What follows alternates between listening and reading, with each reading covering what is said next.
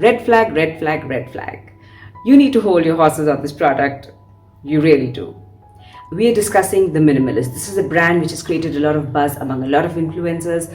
But when I did my research, I found some things that are severely alarming and also some conversations which came from extremely credible sources questioning the brand. Let's go.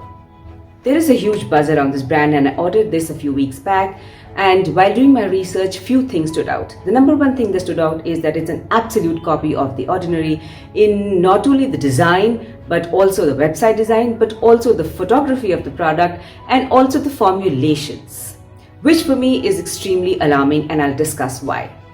The second thing is that they're doing white labeling. White labeling is not a bad thing. A lot of big cosmetic brands, even Kaya, also does white labeling. It is a business model where you don't have to invest too much upfront in the whole production facility and the product research and R&D, and it does work for a lot of skincare. So this is to be kept in mind as we go forward in the video. The third thing is there's been a whole lot of wash up and cover up in terms of what the brand is doing. Like when they were questioned about the packaging and stuff like that, they said they haven't gone ahead with the packaging because there's been a China issue, and I'm going to be discussing why that discussion again falls flat later on in the video. Have I tried this product? Hell no, and I'll tell you why also. So let's first get started on why there's so many red flags on this product. Apart from the research that I did, and I saw the buzz with a whole lot of beauty conversations around this great product, but when you do research, you find some really credible voices, and among the most credible voices that I found was this absolutely fantastic platform on Reddit called this Indian Skincare Addicts. I spent a whole day on that platform trying to get all of that information in, because this is one of the most credible voices that I have found in Indian skin and hair care. And here's the thing, a lot of their content is being plagiarized and turned around by a lot of influencers. And if you really do the data mapping, you realize they were the first one to break the story on any product, on any ingredient that doesn't work, and other influencers have taken that content and created videos out of it without giving them any credit, which I think is such a lot of bullshit and needs to stop. If you want to make this ecosystem honest and worth your audience's time, we need to get really honest about this. So yeah, on that particular platform, you will find a really detailed, in-depth study by a lot of users on why this product needs to be called out. So I really request you to go and spend the time, because your skin and hair is worth it. So here are the few things that really stand out. Now, when a company decides they're going to create skincare products, among the first top 10 decisions that they take is what is going to be the product design, what is going to be the packaging design.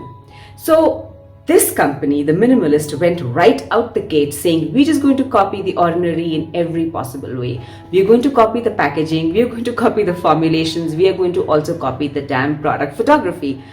That is such a terrible thing to do. It's good to be inspired. It's quite another thing to just go and pura nakal uthar ke you do from A to Z, just copy the brand and give it to the Indian customer. The Indian customer is not so stupid or not so foolish any longer, and definitely not deaf to some good voices that are coming out in this Indian skin and hair care.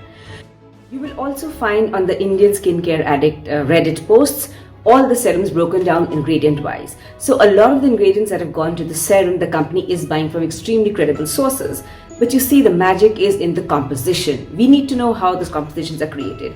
And when you see one of the products which has glycolic and benzoyl peroxide together, that's a huge red flag. Both the ingredients are used separately and with intervals between them. But to find them together in a single product, disaster. So that is where the formulations are also extremely questionable. So it doesn't matter how good your ingredient is, the ultimate magic really lies in how the ingredient is composed in a product. So that is the first red flag. The second red flag is that they are white labeling. Now, white labeling is not a bad practice. A lot of skin and hair care companies do white label. What they do is they give their product production and formulation to an outsourced vendor. These outsourced vendors have a lot of experience and intelligence in creating these brands. So it's not a bad thing per se. The red flag comes when a company like Minimalist copies everything. So you wonder, do they have enough in-house intelligence to know when the formulations from the vendor could be wrong? because that does happen. But then you need to have a test team inside, in-house, which is going to make sure that the vendor is keeping true to your formulas, that they are doing all the requisite things. But a company which from the get-go copies, I wonder, do they have the wisdom or the intelligence or even the ethics to have a vetoing team inside, which will make sure that the formulations that are going to their customers are of top quality? So the second red flag. The third red flag is the cover-up. They went out and sent these cute Instagram messages that, hey, you know what, we didn't do XYZ things because of the China and India border issues. That doesn't fly at all. It just doesn't.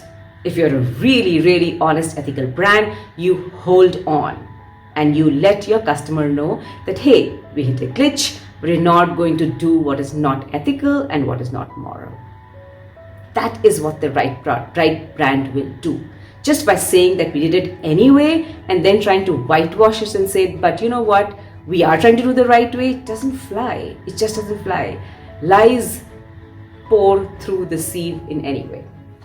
So am I going to be trying this product? Hell no, because my skin demands better, and what is the guarantee that if I try this product and it's not going to react with my skin, and if it does react with my skin, how do we undo the damage? You won't be able to tell whether this is the ordinary or if it is the minimalist, but it is the minimalist. And that is the super sad part about it, right? So I'm definitely not going to be trying this brand at all. And I really request you to please go and spend the time on the Indian Skincare Addict platform, and also follow Ayu on Instagram. There is some incredible information, and if you do find the time to go through the entire pages of the Indian Skincare Addict, you will find that a lot of the information there was first released on that platform, and then your favorite influencer, YouTube beauty blogger took it from there and plagiarized it and put it out there as a content for your consumption.